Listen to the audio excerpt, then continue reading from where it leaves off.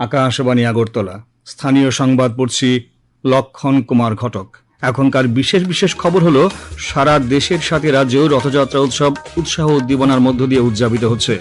আগামীকাল থেকে রাজ্যে শুরু হচ্ছে জনগণনা 2027। মুখ্যমন্ত্রী অধ্যাপক ডক্টর মানিক সাহা রাজ্যের সংশোধনাগারগুলিতে আবাসিকদের দক্ষতা উন্নয়নে প্রশিক্ষণের নির্দেশ দিয়েছেন। প্রধানমন্ত্রী নরেন্দ্র মোদী প্রত্যেক শ্রোতা বন্ধুদের কাছে আমাদের অনুরোধ থাকবে, আপনারা যদি আমাদের ইউটিউব চ্যানেলকে এখনও সাবস্ক্রাইব না করে থাকেন, এখনই সাবস্ক্রাইব করুন।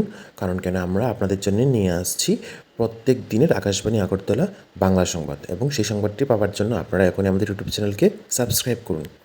আগামীকাল হরিয়ানায় ভারতের প্রথম হাইড্রোজেন ট্রেনের যাত্রার সূচনা করবেন। আজ রথযাত্রা। সারা দেশের সাথে রাজ্যেও রথযাত্রা উৎসব উৎসাহ উদ্দীপনায় উদযাপিত হচ্ছে। রাষ্ট্রপতি দ্রৌপদী মুর্মু, উপরাষ্ট্রপতি সিপি রাধাকৃষ্ণন, প্রধানমন্ত্রী নরেন্দ্র মোদী এবং কেন্দ্রীয় স্বরাষ্ট্রমন্ত্রী অমিত শাহ রথযাত্রা উপলক্ষে দেশবাসীকে শুভেচ্ছা জানিয়েছেন। আগরতলায় জগন্নাথজিউ মন্দির, ইস্কন মন্দির, হরেকৃষ্ণ মন্দির, উদয়পুরে মেলাঘরে, বিলোনিয়া, জোলাইবাড়ি, বাইখোড়া, সাবরুম, মনুবাজার সহ রাজ্যের বিভিন্ন স্থানে সুসজ্জিত রথের আয়োজন করা হয়। রাজ্যপাল ইন্দ্রসেনা রেড্ডি নাল্লু আগরতলার পূর্বাশা প্রাঙ্গণে ইস্কন মন্দিরে আয়োজিত রথযাত্রা উৎসবের উদ্বোধন করেন। উপস্থিত ছিলেন মুখ্যমন্ত্রী অধ্যাপক ডক্টর মানিক সাহা, সাংসদ রাজীব ভট্টাচার্য, আগরতলা পুর নিগমের মেয়র দীপক মজুমদার। আগরতলা আশ্রম চৌমুহনীতেও রাজ্যপাল ইস্কন হরেকৃষ্ণ মন্দিরে আয়োজিত রথযাত্রা উৎসবের উদ্বোধন করেন। আগরতলার জগন্নাথ বাড়ি থেকে একটি সুসজ্জিত রথ শহরের বিভিন্ন পথ পরিক্রমা করে রথযাত্রা উপলক্ষে সর্বত্র হাজার হাজার পুণ্যার্থীর সমাগম পরিলক্ষিত হয়। সাংসদ বিপ্লব কুমার দেব আগরতলার যোগেন্দ্রনগরে আদর্শ যুব সংস্থা আয়োজিত রথযাত্রার উদ্বোধন করেন। অর্থমন্ত্রী প্রণজিৎ সিংহ রায় উদয়পুরে জগন্নাথ দেবের রথযাত্রা উৎসবের উদ্বোধন করেন। উপস্থিত ছিলেন উদয়পুর পুর পরিষদের চেয়ারম্যান শীতলচন্দ্র মজুমদার। বাগমা জগন্নাথজিউ মন্দিরের রথযাত্রার সূচনা করেন বিধানসভার অধ্যক্ষ রামপদ জমাতিয়া। বাইখোড়া ইস্কনের রথযাত্রা উৎসবে উপস্থিত ছিলেন সমবায় মন্ত্রী শুক্লাচরণ নোয়াতিয়া, সাংসদ বিপ্লব কুমার দেব। মেলাঘরে আজ রথযাত্রা উৎসব ও মেলার দ্বিতীয় দিনে হাজার হাজার পুণ্যার্থীর সমাগম হয়। আগামীকাল থেকে রাজ্যে শুরু হচ্ছে জনগণনা 2027। এটি হবে দেশের প্রথম সম্পূর্ণ ডিজিটাল জনগণনা, যেখানে মোবাইল অ্যাপ্লিকেশন এবং ওয়েব ভিত্তিক মনিটরিং ব্যবস্থার মাধ্যমে তথ্য সংগ্রহ, যাচাই এবং তদারকি করা হবে। ফলে জনগণনায় দক্ষতা ও স্বচ্ছতা নিশ্চিত হবে।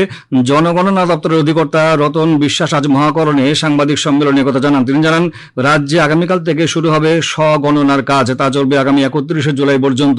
এরপর 1 আগস্ট থেকে 30 আগস্ট পর্যন্ত বাড়ি বাড়ি গিয়ে গণনা কার্যক্রম পরিচালিত হবে। রাজ্যের জনগণনার দ্বিতীয় পর্যায় 2027 সালের ফেব্রুয়ারি মাসে শুরু হবে। শ্রী বিশ্বাস জানান, জনগণনা 2027 সফলভাবে রূপায়ণের লক্ষ্যে রাজ্য সরকার ও জনগণনা দপ্তর যৌথভাবে প্রস্তুতি সম্পন্ন করেছে। আগামীকাল থেকে 31শে জুলাই পর্যন্ত স্বগণনা পর্বে নাগরিকরা ঘরে বসেই অনলাইন পোর্টাল ac.census.gov.in এর মাধ্যমে নিজেদের তথ্য নিজেরাই পূরণ করতে পারবেন। রাজ্যের 8টি জেলাতে এবার কোনো কাগজের ফর্ম ছাড়াই সম্পূর্ণ ডিজিটাল উপায়ে মোবাইল অ্যাপ ওয়েব পোর্টালের মাধ্যমে তথ্য জমা দিতে পারবে। এ উদ্দেশ্যে মোট 33টি প্রশ্ন চূড়ান্ত করা হয়েছে। রাজ্যের নাগরিকরা কোনো গণনাকারী বাড়ি আসার আগেই নিজেদের সুবিধাজনক সময়ে অনলাইন পোর্টালের মাধ্যমে পরিবারের তথ্য জমা দিতে পারবেন।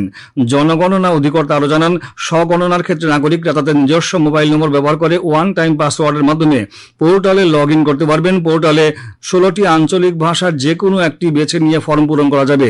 সফলভাবে তথ্য জমা দেওয়ার পর একটি অনন্য সেলফ এনিউমারেশন আইডি তৈরি হবে।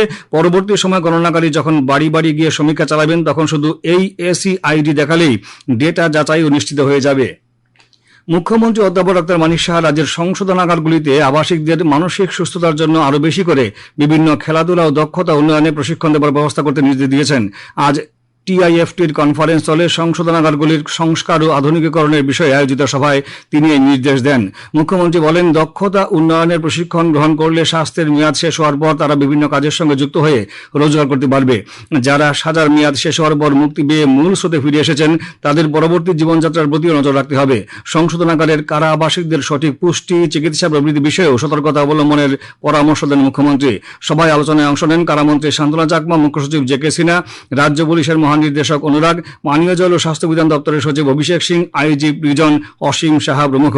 সভায় কারা দপ্তরের সচিব ব্রিজেশ পান্ডে কেন্দ্রীয় সংশোধনাগার সহ বিভিন্ন সংশোধনাগারে আবাসিকদের সংখ্যা, তাদের জন্য খাদ্য, চিকিৎসা সহ গৃহীত যাবতীয় ব্যবস্থা সম্পর্কে বৈঠকে অবহিত করেন। প্রধানমন্ত্রী নরেন্দ্র মোদী আগামী 26শে জুলাই রবিবার সকাল 11টায় আকাশবাণীর মন কি বাত অনুষ্ঠানে দেশ বিদেশের জনগণের সঙ্গে মত বিনিময় করবেন। এটি হবে মন কি বাতের 136তম পর্ব। প্রধানমন্ত্রী জনগণকে তাদের সুচিন্তিত চিন্তাভাবনা মন কি বাতে জানানোর আহ্বান জানিয়েছেন। মাই গভ ওপেন ফোরামে এবং নমো অ্যাপে জনগণ তাদের মতামত পাঠাতে পারবেন। এছাড়াও টোল ফ্রি নাম্বার 1800117800 নম্বরে কল করে হিন্দি বা ইংরেজিতে মতামত রেকর্ড করানো যাবে। এছাড়াও 1922 নম্বরে মিস কল দিলে যে লিঙ্ক পাওয়া যাবে তাতেও SMS করা যাবে। ফোন লাইন এ মাসের 24 তারিখ পর্যন্ত খোলা থাকবে। এ খবর শুনছেন আকাশবাণী আগরতলা কেন্দ্র থেকে। আকাশবাণীর সংবাদের আপডেট পেতে লগ ইন করুন www.newsonair.com এবং news on AIR app. Twitter ও ফেসবুক প্ল্যাটফর্মে এআইআর নিউজ এলআরসি। ইউটিউবে লক্ষ্য করুন নিউজ অন এআইআর অফিসিয়াল। এছাড়াও আকাশবাণী আগরতলার সংবাদ আপডেট পেতে দেখুন টুইটার বা এক্স হ্যান্ডেলে আকাশবাণী নিউজ আগরতলা, ফেসবুকে এআইআর নিউজ আগরতলা এবং ইউটিউবে আকাশবাণী নিউজ আগরতলা। প্রধানমন্ত্রী নরেন্দ্র মোদী আগামীকাল হরিয়ানা সফরকালে জিন্দ রেলওয়ে স্টেশন থেকে জিন্দ ও সোনিপতের মধ্যে ভারতের প্রথম হাইড্রোজেন ট্রেনের যাত্রার সূচনা করবেন। সম্পূর্ণভাবে ভারতের নকশা ও কৌশলভাবে তৈরি সংযোজিত এই ট্রেনটি দেশীয় প্রযুক্তিতে গড়ে তোলা হয়েছে, যা উন্নত রেলওয়ে প্রযুক্তির ক্ষেত্রে ভারতের ক্রমবর্ধমান ক্ষমতার প্রতিফলন। এই হাইড্রোজেন ট্রেনটিতে 10টি কোচ রয়েছে, যা এটিকে এ পর্যন্ত তৈরি হাইড্রোজেন চালিত যাত্রীবাহী ট্রেনগুলির মধ্যে অন্যতম দীর্ঘ ট্রেনে পরিণত করেছে। ট্রেনটি হাইড্রোজেন ফুয়েল সেল প্রযুক্তির সাহায্যে চলবে। এই প্রযুক্তিতে হাইড্রোজেনকে বিদ্যুতে রূপান্তরিত করে ট্রেনটি চালানো হবে। এই প্রক্রিয়ায় উপজাত হিসেবে কেবল জলীয় বাষ্প নির্গত হয়। ট্রেনটি চলার সময় কোনো কার্বন নিঃসরণ হবে না। সমবায় মন্ত্রী শুক্লাচরণ নোয়াতিয়ার পৌরোহিত্যে আজ জোলাইবাড়ি ব্লকে এক পর্যালোচনা সভা অনুষ্ঠিত হয়। উপস্থিত ছিলেন MDC ক্যানারাম রিয়াং, ত্রিস্তরীয় পঞ্চায়েতের প্রতিনিধিগণ। সভায় জোলাইবাড়ি ব্লক এলাকার বিভিন্ন উন্নয়নমূলক প্রকল্প নিয়ে বিস্তারিত আলোচনা হয়।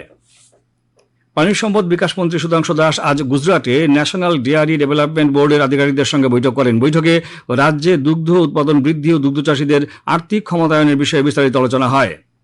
অসামরিক বিমান পরিবহন মন্ত্রী কিঞ্জারাপু রাম মোহন নাইডু জানিয়েছেন, উড়ান প্রকল্পের পরবর্তী পর্যায়ের লক্ষ্য হল 120টি নতুন গন্তব্যে বিমান পরিবহন ব্যবস্থা যুক্ত করা এবং আগামী 10 বছরে 4 কোটি যাত্রীর ভ্রমণের সুযোগ সৃষ্টি করা। নতুন দিল্লিতে উড়ান প্রকল্পের পরবর্তী পর্যায় বিষয়ক এক কর্মশালায় বক্তব্য রাখার সময় শ্রী নাইডু এ কথা জানান। ভারতীয় আবহাওয়া দপ্তর আগামী 7 দিনে পূর্ব উত্তর পূর্ব ভারতে ভারী থেকে অতি ভারী বৃষ্টিপাতের পূর্বাভাস দিয়েছে। এদিকে আগরতলা আবহাওয়া দপ্তরের পক্ষ থেকে আগামী 24 ঘন্টায় পশ্চিম জেলা, গোমতী, দক্ষিণ সিবাই জেলা ও খোয়াই জেলায় ভারী বৃষ্টিপাতের সতর্কতা জারি করা হয়েছে। আগামীকাল দিনের সর্বোচ্চ তাপমাত্রা 33 ডিগ্রি সেলসিয়াস এবং সর্বনিম্ন 26 ডিগ্রি সেলসিয়াসের কাছাকাছি থাকতে পারে। আজ দিনের সর্বোচ্চ তাপমাত্রা ছিল 34 ডিগ্রি সেলসিয়াস এবং সর্বনিম্ন 26.4 ডিগ্রি সেলসিয়াস। ফুটবল বিশ্বকাপে 2 সেমিফাইনালে লড়াই শেষ হয়েছে। প্রথম সেমিফাইনালে স্পেন 2-0 গোলে ফ্রান্সকে হারিয়ে ফাইনালে ওঠে। দ্বিতীয় সেমিফাইনালে বিশ্ব চ্যাম্পিয়ন আর্জেন্টিনা ম্যাচে প্রত্যাবর্তন ঘটিয়ে ইংল্যান্ডকে 2-1 গোলে পরাজিত করে টানা দ্বিতীয়বারের মতো বিশ্বকাপের ফাইনালে জায়গা নিশ্চিত করেছে। এদিকে তৃতীয় স্থান নির্ধারণী ম্যাচে আগামী 18 জুলাই ফ্রান্স মুখোমুখি হবে ইংল্যান্ডের, আর 19 জুলাই নিউ জার্সির মেট লাইফ স্টেডিয়ামে অনুষ্ঠিত হবে ফাইনাল ম্যাচে। সেখানে শিরোপার লড়াইয়ে মুখোমুখি হবে স্পেন ও আর্জেন্টিনা। ত্রিপুরা ফুটবল অ্যাসোসিয়েশন পরিচালিত ঘরোয়া দ্বিতীয় ডিভিশন লিগ ফুটবল প্রতিযোগিতার আজকের খেলায় ফ্রেন্ডস ইউনিয়ন জয়লাভ করেছে। উমাকান্ত মিনি স্টেডিয়ামে অনুষ্ঠিত খেলায় ফ্রেন্ডস ইউনিয়ন 2-0 গোলে বীরেন্দ্র ক্লাবকে হারিয়ে দেয়। শেষ করার আগে বিশেষ খবরগুলো আরেকবার পড়ছি। সারা দেশের সাথে রাজ্যেও রথযাত্রা উৎসব উৎসাহ উদ্দীপনার মধ্য দিয়ে উদযাপিত হচ্ছে। আগামীকাল থেকে রাজ্যে শুরু হচ্ছে জনগণনা 2027। মুখ্যমন্ত্রী অধ্যাপক ডাক্তার মানিক সাহা রাজ্যের সংশোধনাগারগুলিতে আবাসিকদের দক্ষতা উন্নয়নে প্রশিক্ষণের নির্দেশ দিয়েছেন। প্রধানমন্ত্রী নরেন্দ্র মোদী আগামীকাল হরিয়ানায় ভারতের প্রথম হাইড্রোজেনের যাত্রার সূচনা করবেন। স্থানীয় সংবাদ আজকের মতো এখানে শেষ হলো। পরবর্তী বাংলা স্থানীয় সংবাদ প্রচারিত হবে আগামীকাল সকাল 7টা বেজে 35 মিনিটে।